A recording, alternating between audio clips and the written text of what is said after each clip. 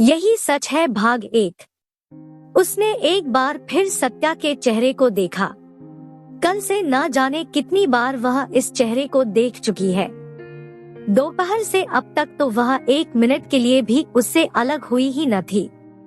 बस चुपचाप पास में बैठी रही थी। दोनों एक दूसरे से नजरें चुरा रही थी, एक दूसरे की ओर देखने से कतरा रही थी। सत्या का चेहरा व्यथा और दहशत से त्रस्त था। वह समझ नहीं पा रही थी कि अपनी बेटी को किस तरह दिलासा दे। उसके साथ जो कुछ घट गया था, अचानक ही जैसे उसका सब कुछ लुट गया था। वह तकिए में मुंह छिपाए बस सुबकती रही थी। सब कुछ जानने समझने के बावजूद उसने सत्या से न तो कुछ कहा था न पूछा था। ऐसा कोई शब्द उसके पास नहीं था जिसे बोलकर वह सत्या की पीड़ा को कुछ कम कर पाती, और इस विवशता में वह और अधिक चुप हो गई थी। जब रात घिर आई, कमरे में पूरी तरह अंधेरा फैल गया तो वह उठी और बत्ती जलाकर फिर सत्या के पास आ खड़ी हुई। कुछ खा ले बेटी, दिन भर कुछ नहीं लिया है। नहीं मम्मी, मुझे भूख नहीं है, प्लीज आप जाइए, सो जाइए, सत्या ने कहा और चादर फैला कर सो गई। कुछ देर तक उसी तरह खड़ी रहने के बाद वह कमरे से निकलकर बालकनी में आ खड़ी हुई। उसके कमरे का रास्ता बालकनी से ही था। अपने कमरे में जाने से वह डर रही थी। न जाने कैसी एक आशंका उसके मन में भर गई थी। आज दोपहर को जिस तरह से लिथड़ी चिथड़ी सी सत्या ऑटो से उतरी थी और ऑटो का भाड़ा दिए बिना ही भागकर अपने कमरे में आ गई थी, वह सब देखकर उसका मन कांप उठा था। सत्या ने उससे कुछ कहा नहीं था, उसने भी कुछ पूछा नहीं था। बाहर निकलकर ऑटो वाले को उसने पैसे दिए थे।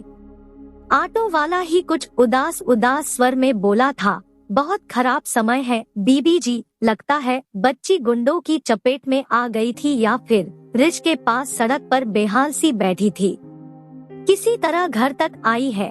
इस तरह के केस को गाड़ी में बैठाते हुए भी डर लगता है। पुलिस के 100 लफड़े जो हैं, पैसे देकर जल्दी से वह घर के भीतर घुसी।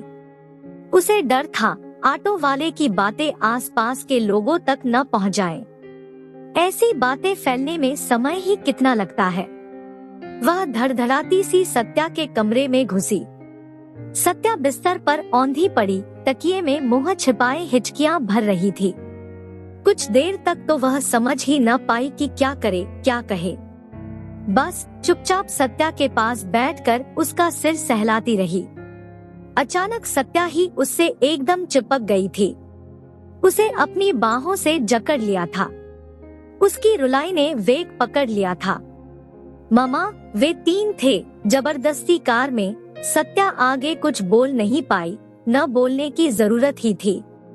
जो आशंकाएं अब तक सिर्फ सिर उठा रही थी, अब समुद्र का तेज ज्वार बन चुकी थी।